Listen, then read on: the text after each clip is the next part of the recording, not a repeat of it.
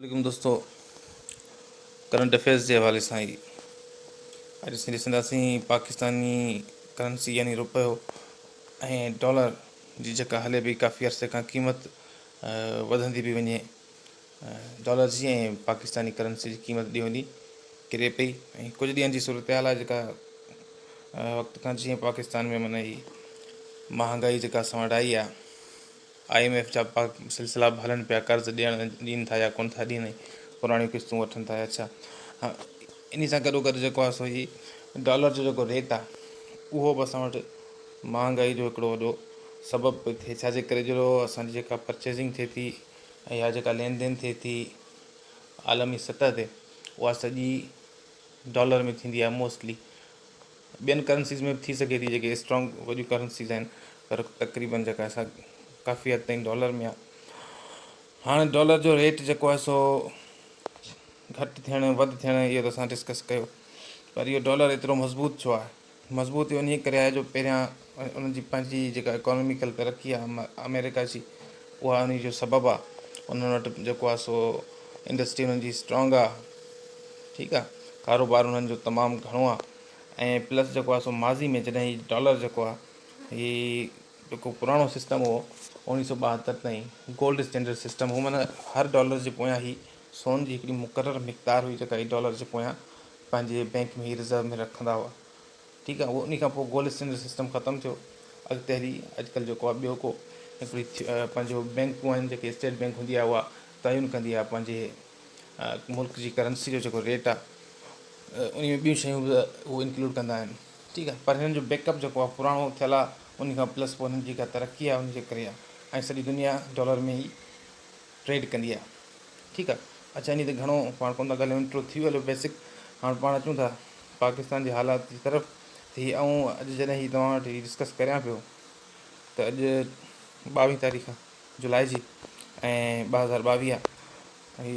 Dance जी ख़बर आहे, हिकिड़ो ॾींहुं पहिरीं जी आहे शायदि, त डॉलर जी जेका क़ीमत आहे उहा the rupee slide against the dollar continued unabated on Thursday with the local currency falling to rupees 226 226 रुपए ताईं डॉलर जेको आहे उहो पहुची चुको आहे, ठीकु। With watchers attributing the losses to political chaos and a greenback that is strengthening against other currencies as well.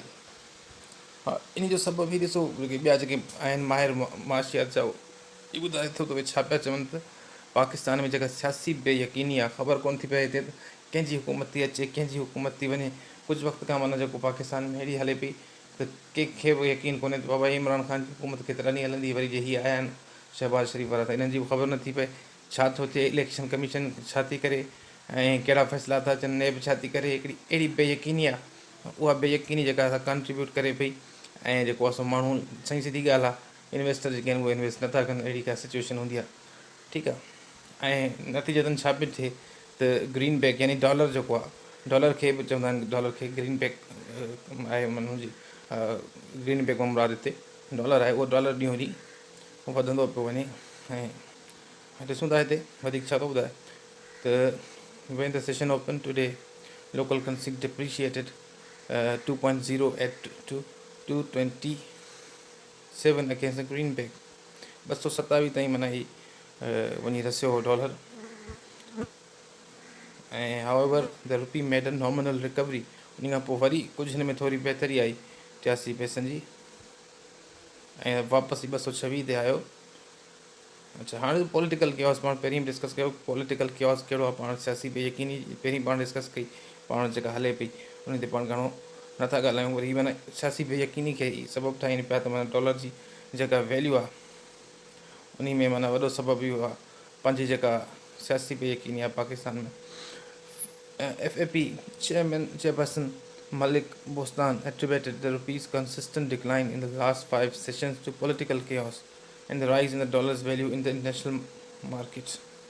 हाणे हिते ही वरी ॿई सबबु पियो ॿुधाए मलिक बोस्तान पियो चए त हिकिड़ो असां वटि पॉलिटिकल केओस बि आहे, त उन सां गॾोगॾु इंटरनेशनल मार्केट में बि डॉलर जी जेका आहे सा वैल्यू वधी आहे। वैल्यू छो थी वधे त माना कंहिं बि करंसी जी जेॾी महिल डिमांड वधे थी, फॉर एक्ज़ाम्पल डॉलर में ॿियनि मुल्कनि ट्रेड घणो कयो हुजे, ॿियनि माण्हुनि ऐं डॉलर गॾु करे रखिया हुजनि या मुल्कनि उहे रखिया हुजनि, डॉलर जी डिमांड वधी हुजे त उन जे करे बि उनजी वैल्यू राइज़ थींदी आहे। हाणे हीअ चए थो त ॿई इहे सबब आहिनि भॻवान हिन जे त माना हिकिड़ो असां वटि बि कयोस आहे, कयोस माना बेयकीनी आहे।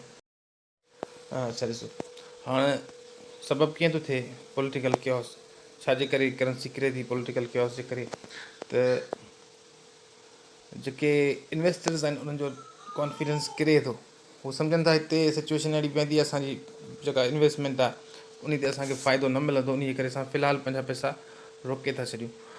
The political chaos in the country had dampened investors' confidence, because of which importers were worried and unnecessarily buying dollars from the market, he told.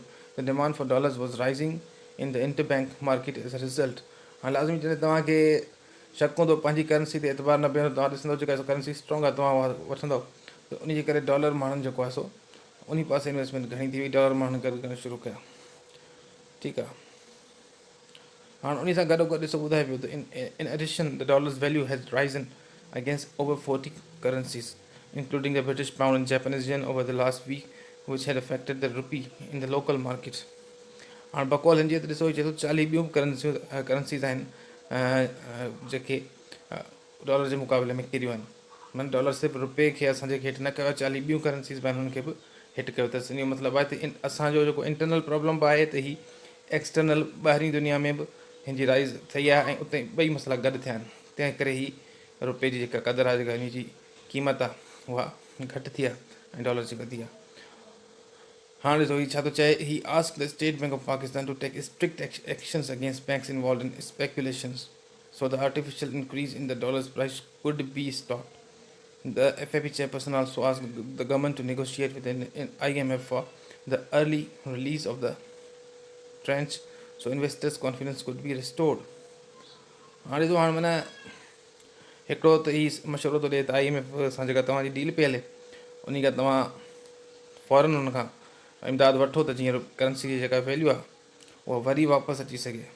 ठीकु आहे, ॿियो त हीअ माना मुख़्तलिफ़ बैंकनि जे ख़िलाफ़ु ई जेको आहे सो एक्शन खणण जी ॻाल्हि थो करे, त माना डॉलर जी जेका ही आहे राइज़ ऐं असांजे करंसी जो किरणु, इहा हिकिड़ी माना इहो आर्टिफिशियल इंक्रीज़ आहे त माण्हू इन खे माना हीअ रोके सघिजे, हथरादू तौर ते बि माना इहो करे सघिजे थो, अहिड़ी क़िस्म जी का शॉर्टेज पैदा कजे डॉलर्स जी, या माण्हू लिकाए रखनि पाण वटि गॾु कनि ऐं करंसी माना असांजी वैल्यू किरे, त हिन ॿिन्ही पासे माना जो ध्यानु हुजे। जेकॾहिं असां वटि IMF जी किस्त अची वेंदी त उन सां गॾोगॾु उनखे पाण ई स्टेबिलिटी मिली वेंदी ऐं इन्वेस्टर्स जेके आहिनि उहे एतमाद कंदा। हाणे उन सां गॾोगॾु अॻिते छा आहे, calls on Miftah to bring stakeholders in loop. Miftah Ismail असांजो जेको आहे सो फिनांस मिनिस्टर आहे, हाणे उन कराची चैम्बर ऑफ कॉमर्स जो जेको सदर आहे। Meanwhile, Abdullah Zaki, importer and former president of Karachi Chamber of Commerce and Industry, blamed panic buying and demanded the finance minister to immediately discuss with the stakeholders and the conditions regarding the rupee's value agreed with the IMF. हाणे माना हीउ मुतालबो थो करे जेके जेके stake holders आहिनि, बैंकूं आहिनि, कारोबारी कम्यूनिटी आहे, सभिनी सां राब्तो करे फ़ौरन इन मसइले खे डील करण जी कोशिशि करे ऐं IMF सां बि ॻाल्हाइनि।